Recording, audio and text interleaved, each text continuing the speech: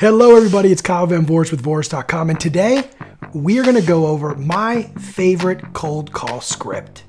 Let's dive right in. Let's get it.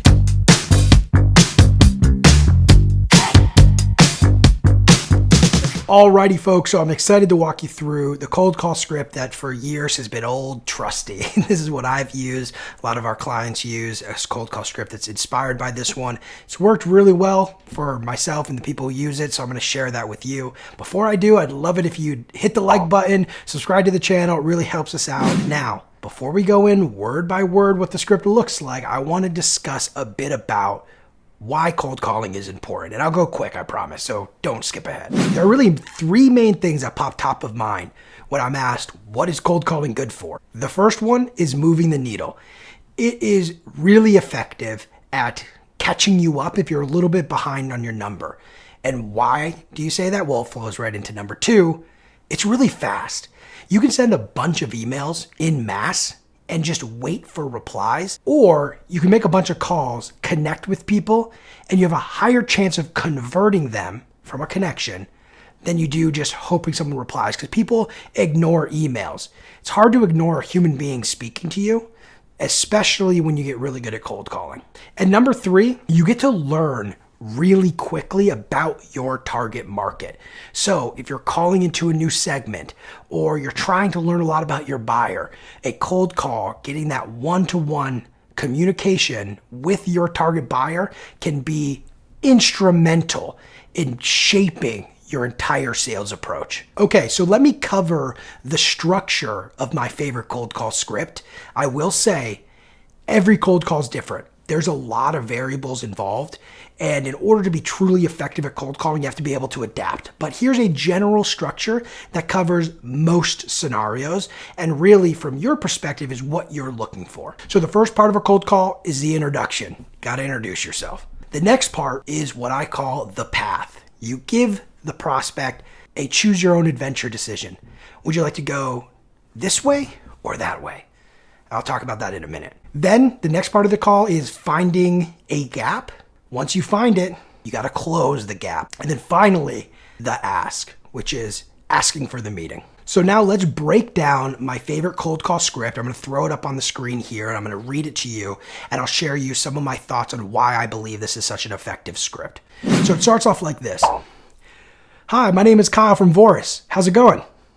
Now, I know what you're thinking. Some of you have already clicked away. There's a lot of debate about starting off with how's it going, how are you? People really like how have you been? What I've found, and I think the data says how have you been is the best, but what I've found is really how you say something and your tone and your energy on a call and how you're perceived on the other end of the line is more important than what you say.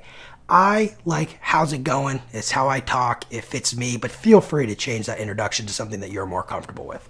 So let's say the prospect says, I'm doing well. This is a great start. Here's how I would reply.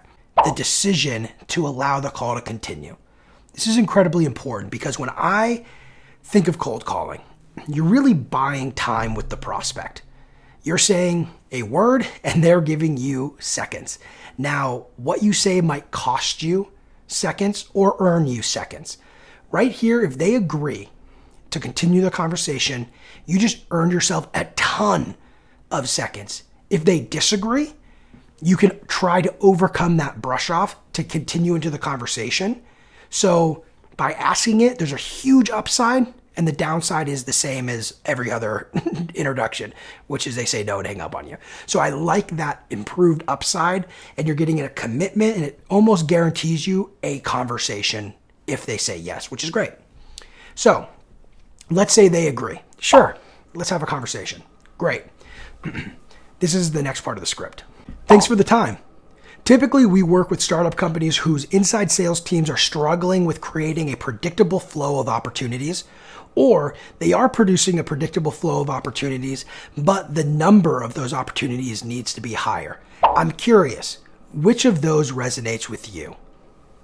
That, ladies and gentlemen, is the path. You can see there's a little bit of Sandler influence. If you've been trained by Sandler sales training, there's a little bit of influence from there as well.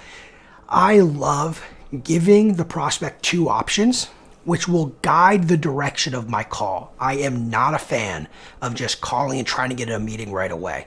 I need to learn how they're doing things today and ask good questions and tie my solution to the challenges that they're feeling. Because if I can say, hey, you're having X, Y, and Z challenge, and I have a solution, that's a much more powerful pitch than me just saying like, hey, here's my solution. Do you want to take a look at it? You get it? All right, back to the script. So let's say they say, yes, we don't have a predictable flow of opportunities. I would reply with, I'm curious, or let me ask, why do you think that is? And let them talk. Here's the key. This is the question, right? We're looking for a gap here. That's the idea. So they're going to say whatever they say. You're going to ask them follow-up questions. Ultimately, you want to get to the key, most important question as they've opened up on why they don't think they're achieving the results they're looking for. Which, by the way, you're writing down, you're going to use to book the meeting later. So once you understand why they think they're not getting the meetings, the opportunities that they're looking for, you ask, well, how many opportunities are being generated every week? And let's say they say 10. Then you reply with, where does that number have to be? Oh, we need that number at 20. That's the gap. And it's so powerful because they've just illustrated where they are today and the vision of where they need to be tomorrow. And that is key. We've found a gap. We've already learned a little bit about why they think that gap exists in the first place. You follow that up with, what have you tried? Because the last thing you want to do is just pitch them something that they've already tried and feel like it doesn't work for them, right? And even if you do have a solution that is something they've tried, by getting them to articulate what they tried, you can understand why it didn't work. You can separate yourself. So the differentiation might not be in your deliverable, but it might be how you position your solution. So what have you tried? They say whatever. How did that work? Didn't work. That's why there's still this gap, right? Pretty simple. And then you go for the close. And ideally, you're going to use some of the words that they have given you to shape this close to be very tailored to them. So this is what it sounds like. Thanks for filling me in, Kevin. So from what I heard, you're really trying X, Y, and Z to increase the opportunities that are being generated. So why don't we do this? Let's set aside some time to have a conversation about your current inside sales process and some of our offerings here that will help you get from that 10 opportunities a week closer to 20. Does that sound fair? They say yes. I say, what does your availability look like later today or tomorrow? And that's it. Get it on the calendar. I love, by the way, same day, next day meetings. Not every organization can manage that because AEs have stuff on their calendar already. It can be a little bit tough, but if you can, same day, next day, your show up rate will dramatically decrease.